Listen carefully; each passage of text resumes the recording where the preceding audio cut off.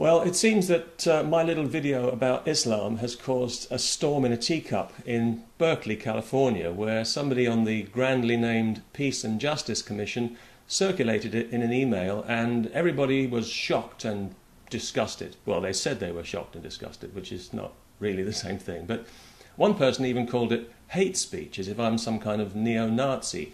Give me a break. I'm not even a Catholic anymore. Now, of course, I don't want to offend Muslims. What do you think I am, insane?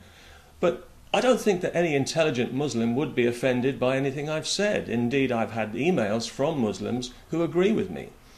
On the other hand, I don't really mind the idea of offending a bunch of politically correct jackasses, which is what seems to have happened in Berkeley. If any of you dishonest wretches are watching this video, I want to say to you that having an opinion about Muslim women covering their faces is not racist, and by calling it that, you simply devalue that word even more than it's already been devalued by people like you. I don't care what your race is. If you're walking around in public with your face covered up, dressed like a giant pepper pot, then I think that you've got something wrong with you.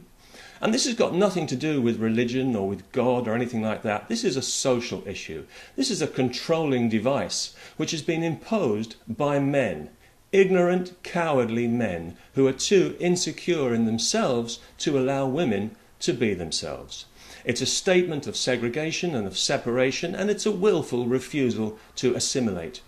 And too often it's used cynically as a political weapon to cause division in society.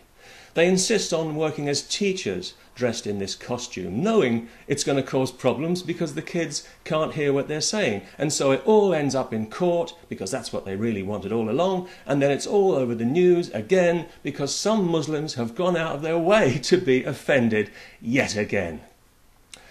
I think that for any woman in a free country like Britain or America to deliberately wear this symbol of oppression, which is what it is an insult to all the brave women in Muslim countries who have already died horrible deaths trying to shake off this ridiculous medieval nonsense. I think they ought to be ashamed of themselves.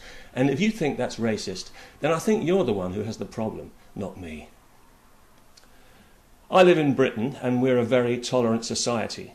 Some people say that we're too tolerant for our own good, but I'm proud of how tolerant we are, and that's why we tolerate people calling us racists while simultaneously calling us kafirs and devils. We tolerate people teaching their children to hate Jews.